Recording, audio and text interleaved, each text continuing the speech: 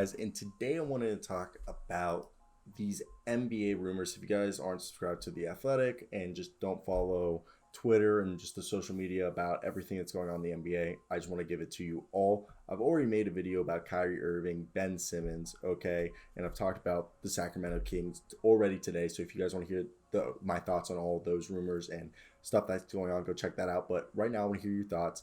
We're going to be talking about, the Atlanta Hawks, Jerami Grant, the Indiana Pacers and their fire sale, similar to what the Orlando Magic did last year. The Los Angeles Lakers, maybe a little. We'll talk about Kevin Knox, Terrence Ross, Jalen Stick Smith, and just a bunch of other things that's going on around the NBA. So let me hear your thoughts down below on anything I say in this video. If you agree, disagree, let me hear those thoughts. Like and comment to help the channel grow. So let's get right into it. Look, Atlanta Hawks are basically giving their front office executives all contracts extensions. And besides that, Cam Reddish is starting to get some people are starting to inquire about Cam Reddish's availability for a trade. And supposedly Atlanta are seeking at least a first round pick, and it seems like multiple first round picks, like a good early first round pick. And it seems like he has good value, but I don't think they're going to trade him at all whatsoever. So ignore any Cam Reddish rumors. Dennis Schroeder, the Celtics really like him, but seems like he's outplaying his price tag that he paid, and they're not going to have cap space to re-sign him. Now, the Cleveland Cavaliers are interested in keeping Darius Garland, who's having a career year, and he's going to be eligible if he gets an All-Star for the 5-year, $181.2 million max contract. Now, let's talk about the real stuff, what I wanted to talk about, and it's Jerami Grant. Right now, Jerami Grant, even though he has a torn ligament in his thumb, he's one of the most sought-after players in a potential trade, especially with the Los Angeles Lakers and the Trailblazers, as among the teams that are likely rumored for this versatile, very good forward in Jerami Grant. So, yes, he's going to be missing extended times with ligament damage in his right thumb, but this will not impact his trademark. As you saw, Caris LeVert was hurt last year. People can be traded. And the thing is Grant has one more season remaining on his deal after this year, and he's eligible for a 4-year extension up to 112 million this offseason. So a lot of teams are going after for him, and people are seeing that Jerami Grant could potentially have a similar deal to the Nuggets and the Magic had last year, where Aaron Gordon was shipped to the Denver Nuggets and signed a extension, okay? And I could see a deal like that. Look, they got Gary Harris, and I believe it was RJ Hampton, and some picks.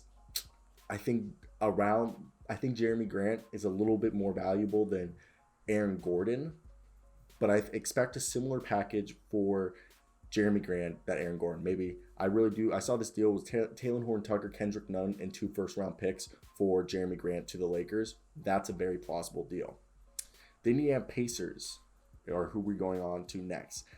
They have started to get a lot of interest for Domantas Sabonis, and he's among one of the people that the Kings want. The Kings are trying to see if they want Buddy Hield and Marvin Bagley, okay? And it seems like the Suns are trying to maybe, if the Suns did it, I don't even know. Would they wouldn't get rid of DeAndre Ayton. They would probably move like Jay Crowder, and I guess you try to move Frank Kaminsky and just a bunch of contracts. The Suns would be more difficult to get Domantas Sabonis, but they probably give them a lot of picks, while the Kings could give you more players and less picks but higher picks with more value, while the Suns will probably give you less valuable picks. Then Miles Turner is another guy that I know the Timberwolves and multiple teams are looking into our man Miles Turner, as well as I believe the Dallas Mavericks. And Caris LeVert is another guy, but I'm surprised they haven't mentioned Malcolm Brogdon. Expect Malcolm Brogdon to be in there. And the Lakers have Trevor Ariza and Kendrick Nunn hopefully returning by January. So the latest. And those two guys, I don't think Trevor Ariza will be traded, but expect Kendrick Nunn. If he doesn't make people happy, he could be a deadline move.